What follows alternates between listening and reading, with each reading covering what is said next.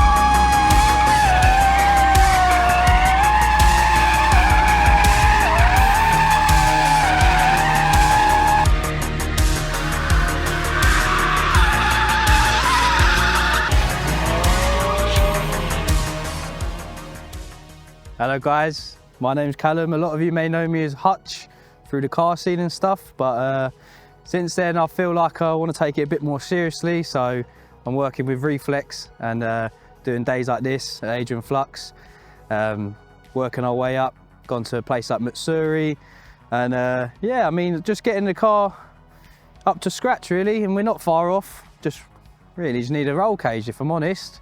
Other than that, it's pretty much there. But with this car, I found it's a lot of coding involved. It's not just a simple, just like your old 36 and 46s. It takes a lot of headaches, but once you get there, it's worth it. And a lot of people was telling me to get rid of it and to get a proper drift car, but I think it's proven itself. I mean, it's done. I just changed the clutch last night. It was on 102,000 on an original clutch, running 450 horsepower. So, and bearing in mind 30,000 miles of that has been in my ownership, which I think is quite good going for a standard clutch. A lot of people say that these N55s are unreliable, but touch wood, still here. I mean, I've had a clutch go, and it didn't really go either. It's not like it left me in the lurch. It was just when I went on the high boost, it just started to slip, which was a bit of a shame. But yeah, even down to the baffled sump. People say about the baffled sump, I don't know if it has one in it or not, but my friend Ben, he's adamant it has one, because he says there's no way in hell you can have an N55 last that long being driven the way it is and not blow up. So if it's got a baffled sump in it or not, I don't know, but if it ain't broke, don't fix it. So that's what I say. So mods wise, there's a fair few mods. One of the first things I wanted to do is change the front bumper. I know I'm that guy, oh, it's not an M2, but it does make it look better, let's face it. Obviously accompanied with a splitter, just got a cheap one off eBay because it just gets smashed off, so cheap, cheerful. Got the AirTech intercooler, shout out to them, they sent me up, they sent me a message on Instagram, sent me one out straight away. Yeah, good, they're good guys down there. Same with Ram Air, they sent me an intake system, so shout out to them as well. It's running stage 2 power from Boot Mod 3. I'm not too fussed about numbers, if I'm honest, as long as it's reliable, does what it does, and it's around 450 horsepower. I'm yet to dyno it, if I'm honest, but I'm not really bothered about the numbers. It does what it does. It keeps up with you know, some of the bigger cars, and you can have fun with it really. I went ahead and got some JR32s. So obviously I had to get some new wheels because I don't really like the stock wheels. So I've got some JR32s. They're all right. I like them. Didn't really want to go for just black because I think black wheels on a car, it's not really my thing. I like them when they stand out a bit. Shout out to IDB Autos. He's a master who figured out how to get a lock kit for one of these, because again, I might be wrong here, but the only one I could find was Wisefab, which was about 2.5 grand, which, yeah, I'm not doing that.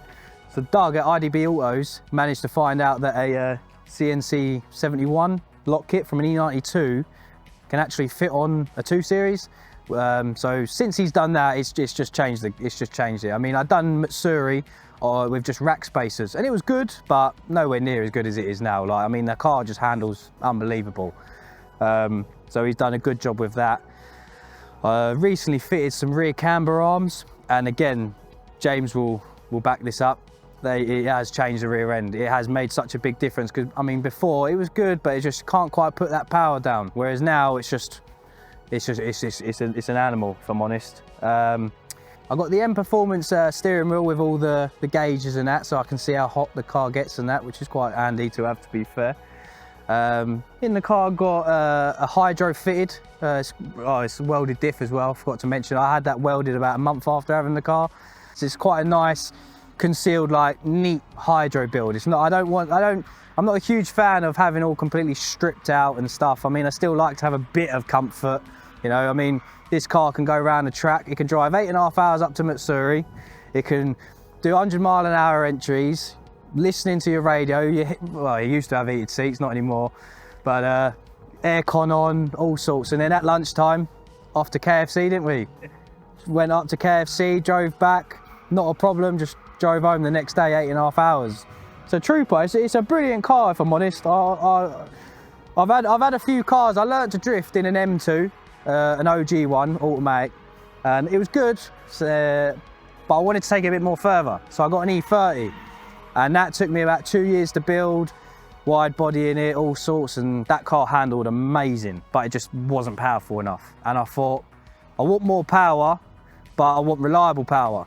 So I went and got this, because if I was to go and get a 36 or a 46, I've got to dump a load of money into it just for it to go and blow up. Whereas this, out of the box, they're like, what, 325, I think, horsepower?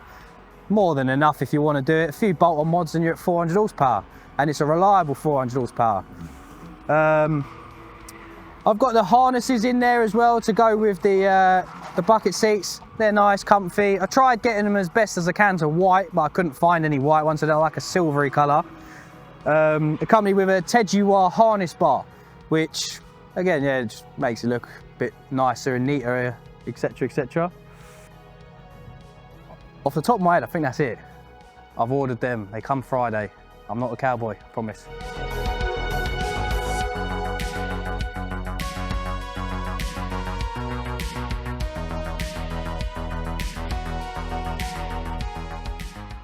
And that's about all the mods I've done to this car. So I suppose let's go and see what it can do.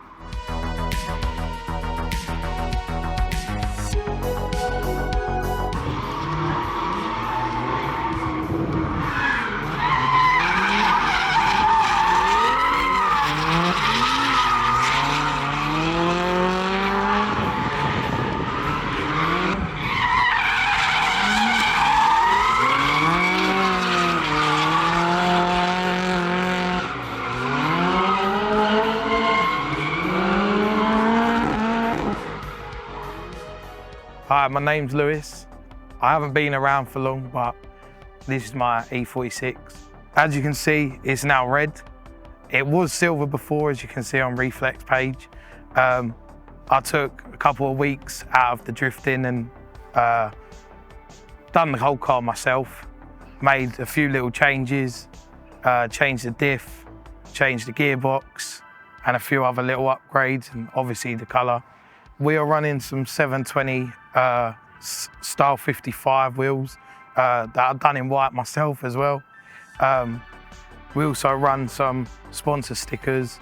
Vinyl Lux is the person that made all the stickers for Reflex, Tyre Streets, and TGM Recovery is the person that takes my car to track and helps me build the car.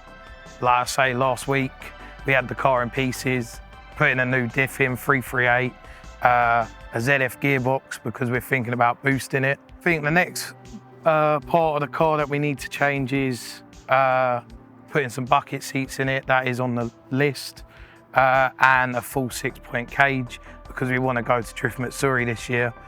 A lot of practice going in with this car, and like I say, building it. It takes its time, but within 4 months, we've got it to here, and the driving and the car have upgraded massively.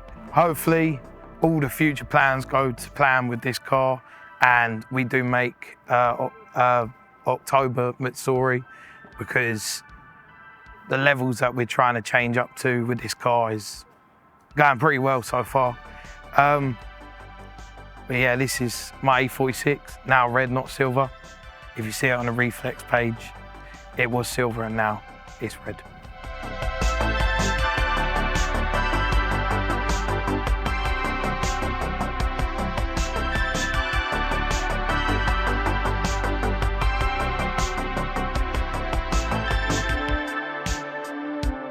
So guys, there you have it. This is what Reflex get up to in the sneaky times. Right, we do this once a month, as we said.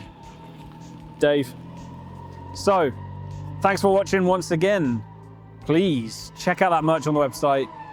And don't forget that news. If you missed it, you need to go and watch it. It's the British Motor Show, 15th to the 17th of August, and I'm still doing those hand movements.